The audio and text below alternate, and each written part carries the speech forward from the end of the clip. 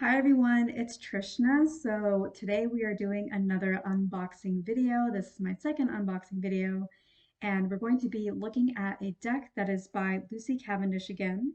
The artwork is by Selina Fenech, and it is the Wild Wisdom of the Faery Oracle. So super excited about this. I'd actually seen this deck being used for a while, but it took me years to buy it. I don't know why, but it's been on my mind for a few years, and I finally decided to buy it along with three other decks all at one time. I don't normally do that, but I bought the Alice in Wonderland deck as well, and I've already done the unboxing video for this, also by Lucy Cavendish, which I did not realize until I actually received them. So apparently I'm becoming a Lucy Cavendish fan. And then I also bought two other decks by Colette Baron Reid. I actually already have like three of her decks, so not really a surprise that I would like some more of her content. But anyways, focusing on the wild wisdom of the Faery Oracle and opening this so I can finally use it because I'm so excited. Okay, this is my first ever fairy deck.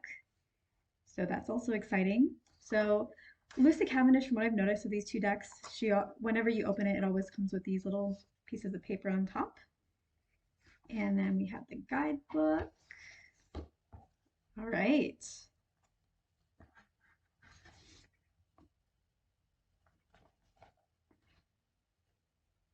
Let's see, what does it say? It just has a little bit of information about each of the two people involved or major people involved in this, Lucy Cavendish as well as Selina Fenech. I'm not quite sure how to pronounce that actually. And yeah, cool. I like that Lucy uses the word magic with the K. So when we open this, we have table of contents, introduction. Let's read a little bit of that. Once upon a time, they say, as if there was only that one time, as if it has long passed into the fields of long ago. But what if that once upon a time is now eternal? And what if your time to be in that fairy tale place has returned? Because in that once upon a time world, that place of enchantment, you and I can move between the worlds with ease and trust. Love it. Love it. I'm going to read this introduction. Who are the fairies? How to communicate and heal with fairies. So information on how to actually connect with fairies. If that is something that you are drawn to specifically, who can connect, why you would want to connect, their beliefs, their energy. Some quotes in here. I noticed that there were quotes in the Alice in Wonderland deck as well. How to work with the fairies. So lots of good information around there. A little bit of information around like events. So new moon, full moon, twilight, and kind of the energy that each one of those holds. Information around like the different magical or Wiccan or witchcrafty kinds of holidays. Fairy symbols that will appear in a lot of the different decks and what they mean. Talking about the realm of the fairies, dark fairies, covers reversals. Okay, so then there's three layouts for fairy communication. They have a 7-card reading called the Faery Star, and that includes each of the different directions. So north, south, east, west, but then also above, below, and within. And then there's also this fairy cross reading. I really like cross readings. I have a 5-card cross reading, like 5-card cross spread of my own that I use. Not on my own. I did not create that one, but one that is a 5-card cross spread that I like to use. So I'm definitely going to be interested in exploring this one. This one also is about north, south, west, but in a different way. Then the Trinity spread, which I think is really just a typical 3-card spread, but maybe just terminology for the Trinity spread. And then we get into the card interpretations.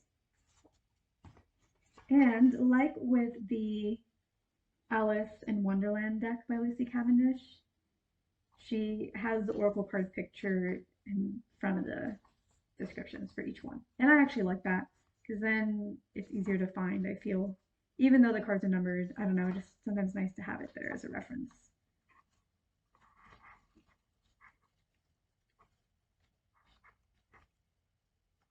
What else? Includes reversal meanings as well, a little story around each of the cards in addition to what they mean, and then a little bit about the author and the artist, and then some more information on different decks that the two of them have worked on together. Okay, so in the Alice in Wonderland deck, there were different oracle cards mentioned here, like other ones by Lucy Cavendish, but I noticed that there were a few missing, and I think it's because she's focusing only on the ones that both the artist and Lucy have been working on, because the artist for Alice in Wonderland was different. So that's cool. You can see like other decks that they've both collaborated on. All right, opening up the actual cards, and similarly to the other Lucy Cavendish deck, she uses more of this plastic kind of material to hold the cards together. All right. Oh my gosh. Okay. So the three graces: cooperative ventures with friends, joy, sharing new partnerships that are fun. Very nice. Oh, look at this. Beautiful. I love it. This is the same Faery Star. Let's see. 1, 2, 3. Yep, same 7-star Faery Star that has a spread in the book, so that's cool. Solace. Riddle Fisher. It's hard to read upside down. Storykeeper. It's not hard to read upside down. I think it's more the text. Secret Doorway. Dark Moon. New customer request. Fairy Wishing Well. Cry for Nature.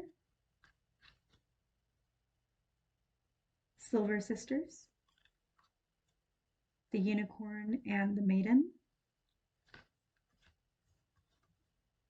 Barnabas and the Prince.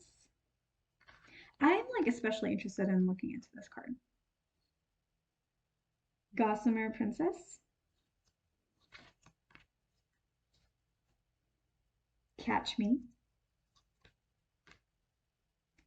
Light the Darkness. I'm also kind of interested in this card. Stolen in Her Sleep. That sounds terrifying. Let's see, what else does it say? Unaware, unconscious, unawakened.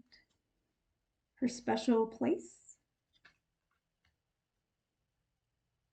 Acorns. Is it Acorn? Airborne's Invitation. That sounds more right. Scared to Fly.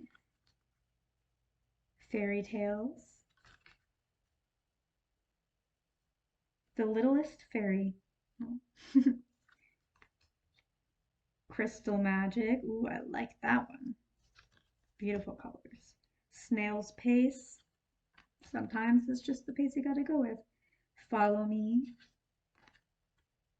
Golden Gift. The Grail Fairy. Little Boy Blue. Ferry Me Home. No, Carry Me Home. Oh my goodness.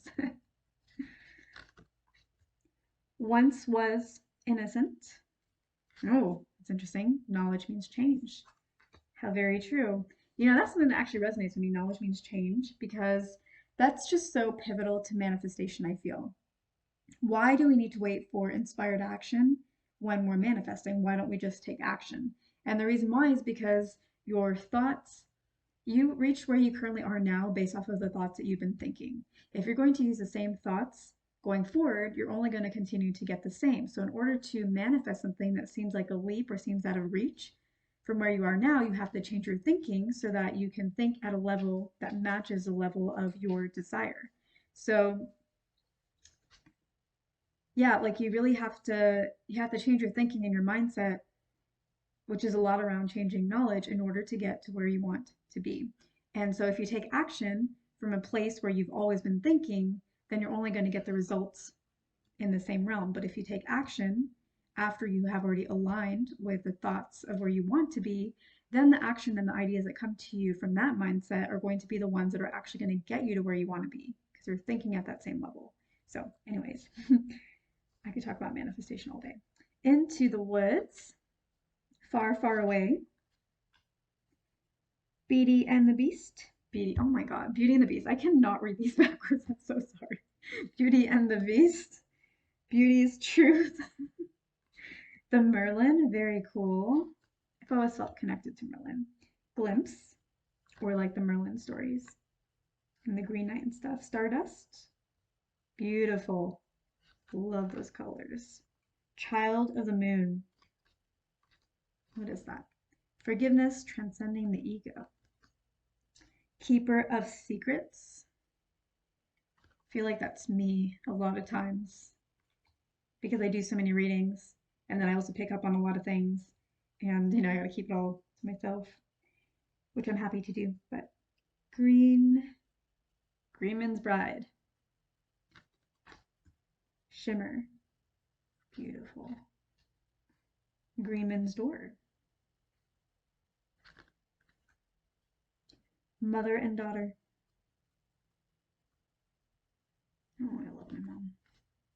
Dragon's Pet. Midnight Prince. Ask for what you want and be honest. Sometimes we're too scared to ask for what we want because we don't think we're going to get it, or we feel like a fool. We feel embarrassed. But when you ask for what you want, you're asking for what you want within. It can be without, but also within. And if it's within, the person you should be honest with the most is yourself, because you can't lie to yourself. Not really. But even sometimes you need to ask for what you want externally, and that takes bravery, especially when it's something close to your heart. The Secret Path. 44. Gatekeeper.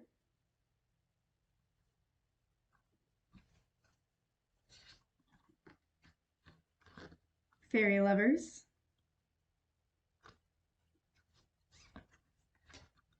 And the Gift. 47 cards in this deck. Ooh, beautiful. I love it. I'm excited for it. I can't wait. I don't actually know too much about the Fairy Realm. Like, I've of course seen videos on it here and there. But I feel like I'm gonna learn so much more through this. Like, I was kind of stumbling with some of the words, partly because it was upside down, partly because of the font, but also partly because there was a lot of names in here, Barnaby, like that I've heard of, but I don't really know. So I feel like I'm gonna learn a lot through this deck, a lot through this relationship with this deck. So anyways, that is the unboxing for The Wild Wisdom of the Faery Oracle by Lucy Cavendish, artwork by Selina Fenech. And yeah, if you're interested in this deck, I will have a link for it below, an affiliate link. And yeah, I will see you in my next video.